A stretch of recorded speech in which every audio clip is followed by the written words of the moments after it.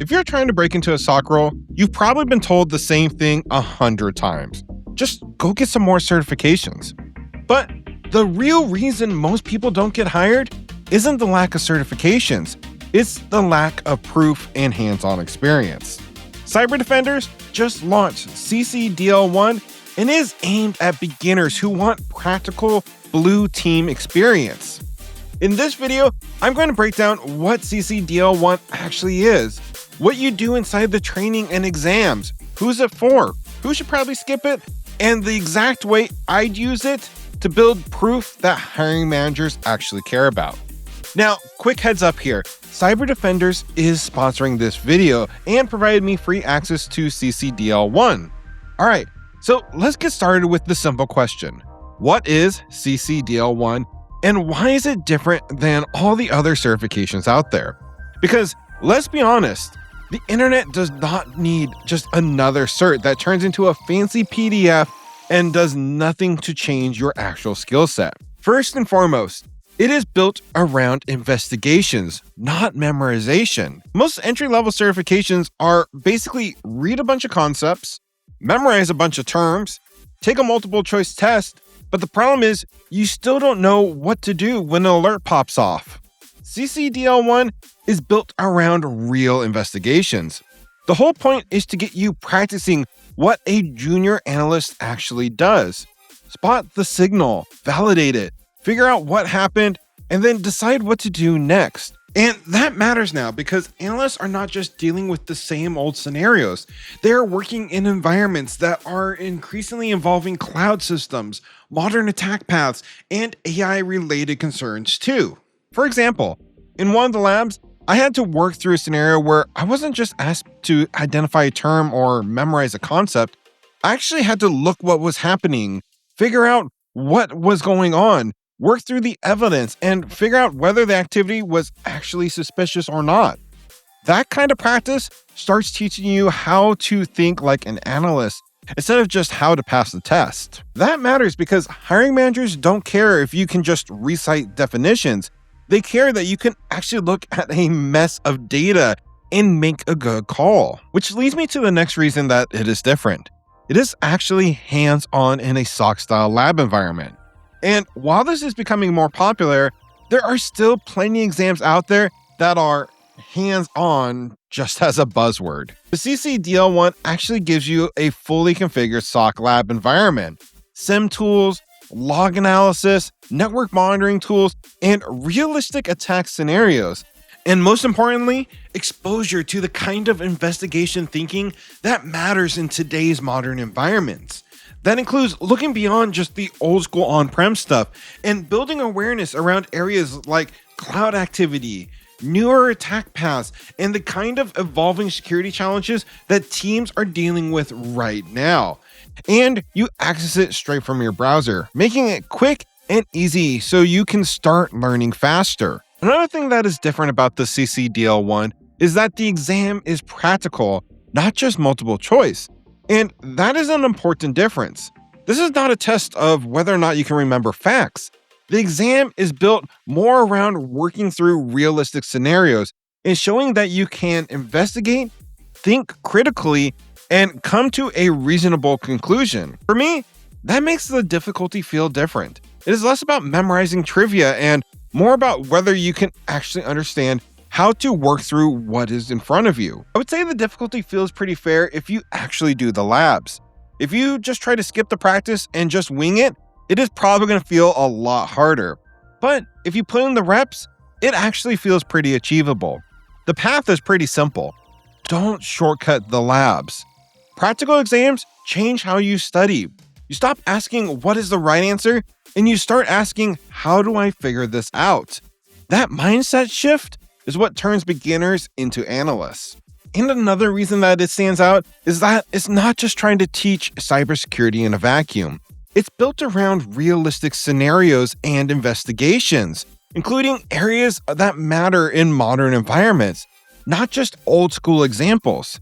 That's what makes it feel more aligned with the kind of work people are actually trying to break into. And honestly, that part matters a lot right now because security is changing fast.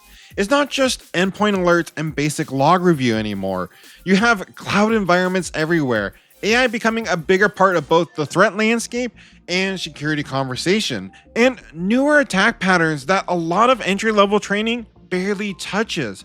So I do like that CCDL1 is trying to feel a lot more relevant to the world people are actually stepping into, not just a version of cybersecurity from 5 or 10 years ago. Now, here's the part that matters.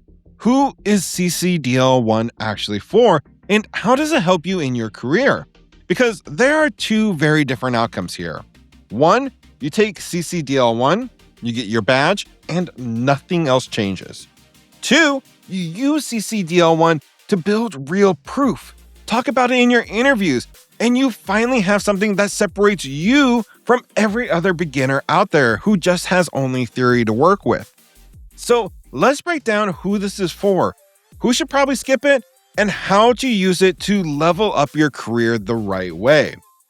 If you are brand new to cybersecurity and you feel overwhelmed, this is the kind of thing that gives you structure. You're not just bouncing around between random videos, random labs, random advice from strangers you don't even know. You are following a path that is built around what junior blue team person actually does. It is also a really good fit if you are already in IT, especially help desk, system admin, or networking, and you're trying to pivot into security. Because you probably already understand how things should look when the systems are healthy. What you are missing is the reps of what it looks like when something goes off, what to check first, and how to think through an investigation. This path is built around actually doing the labs and working through investigations. And if you're not willing to put in the reps, you're not going to get much out of it. And one more, if you are expecting any certification to be a guaranteed ticket to a job, ditch that mindset entirely. CCDL1 can help you level up your skills and build proof, but it is still up to you. You still have to do the work and actually show you know the skills. All right, now let's actually talk about how I would use CCDL1 the right way to actually move your career forward. Because if you take any certification and all you do is pass the exam, the only thing you really gained is a line on your resume. That can help, sure, but it's not going to be the thing that actually changes your career. The part that changes your career is proof. Proof that you can actually think like an analyst, investigate, and explain what you did. So here's how I would use CCDL1. First, treat the labs like your job. Don't rush them. Don't just complete them to check a box. After every lab, you should be able to answer 3 things in plain English. What happened? How do you know? And what you did about it. If you can do that, you are already ahead of most beginners. Next, start building small proof trails while you go. You don't need to post every single thing you do. Just pick 2 or 3 scenarios that feel meaningful. Document them, post it on LinkedIn. Things like that give even more validity to the work that you are doing. You don't have to post it publicly on social media though. It can be as simple as a Google Doc, writing in a private Notion page. It can even be as basic as a GitHub repo if that's your style. The point is that you're collecting stories and then you use those stories in your next interview. So when someone asks you about your experience, you don't say that I am passionate and always ready to learn. Everybody says that. You say, actually, I worked through a simulated incident and I used logs and alerts to narrow down what was actually happening. I validated the activity, I documented what I found, and here's the next steps I would have taken if this would have been a real world environment. That there is the difference between sounding like a beginner and sounding like someone who can actually contribute and do the job. Now, for the next move in your resume, don't just put CCDL1 on your resume and call it good.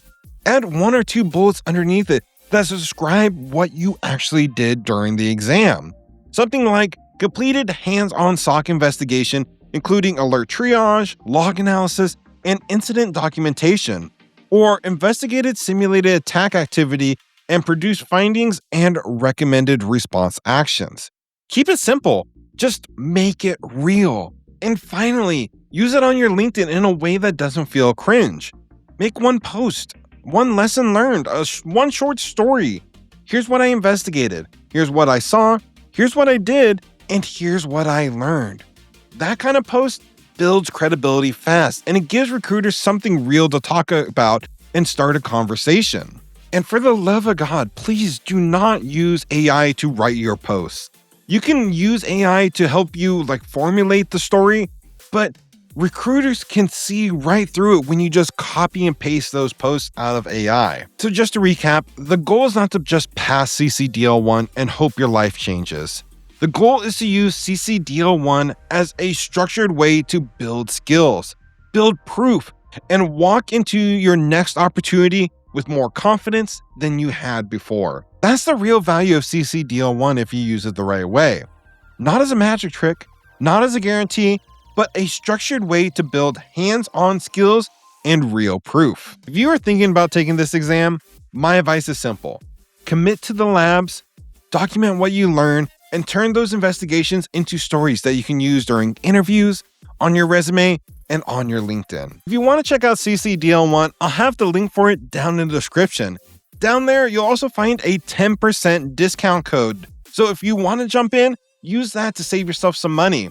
Also, if you're a student, Cyber Defenders right now is offering a limited time 50% student discount, which can make this a really solid option if you are trying to build hands-on proof on a budget.